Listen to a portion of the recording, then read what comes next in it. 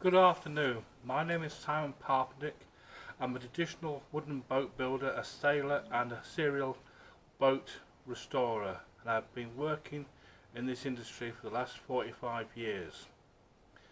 This restoration project of Mai Star II is going to be done by my wife, myself, my son and some friends and volunteers along the way. Here's a little bit of potted history about Gadfly II. She was a gaff cutter built in 1939, just before the outbreak of the Second World War. However, she was not completed until 1946, when she was eventually launched. She was one of 3 gadflies made for a Ramsgate potato merchant. Gadfly I is now in Weybridge in Cornwall, and it's called Gadfly Jack or Gadfly I, depending on who you talk to. Mine is called Gadfly II and now is presently called Mai Star II, and Gadfly III is now living in Holland in rather luxurious conditions. She's got in a wet boat shed where she's stored when she's not sailing. Gadfly I was built in 1936, mine was built in 1939/36, and Gadfly III was built in 1948. She has had quite a few owners over her history, in that she's had 10 until 1980, 2 during the 1980s, 1 during the 90s, and then me in the early 2000s.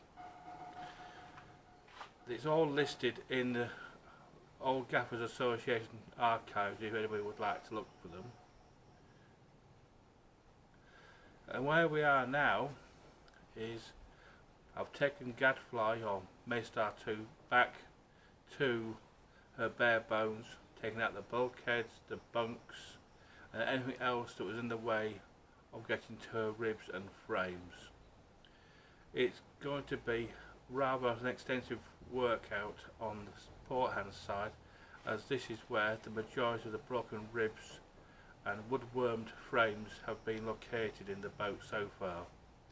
The starboard hand side is in reasonably good condition, as it appears that when she was laid up or grounded in the pash, she's hit the bottom on her port side, breaking a number of frames and ribs down that side of the boat, whereas on the starboard hand side there's very little sign of anything being broken, and the planks are fairly fair with the hull shape, whereas on the port hand side she looks more like a clinker built boat built upside down.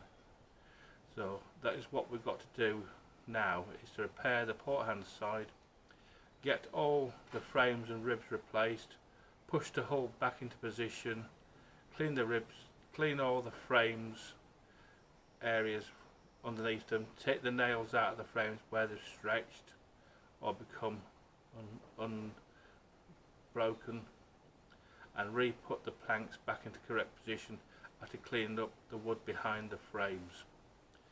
Hopefully when this is done, the port hand side will be back more or less where it's supposed to be, and the seams will be a lot closer than they are now, because over the years she's had a lot of caulking done.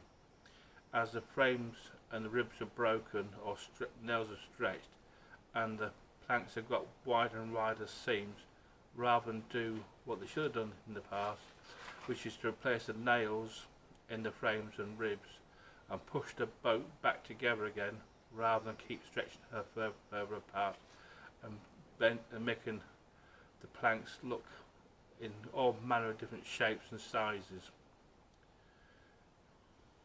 So hopefully tomorrow, weather permitting, I should be out on Mai Star II taking some patterns for the frames that need replacement on the port hand side, cutting oak stock for the ribs that need to be put back in, and remove some more planking from the starboard hand shear plank, and remove all the nails that are still in the top shear rake plank frames and ribs, which will have to be replaced and new ones bought.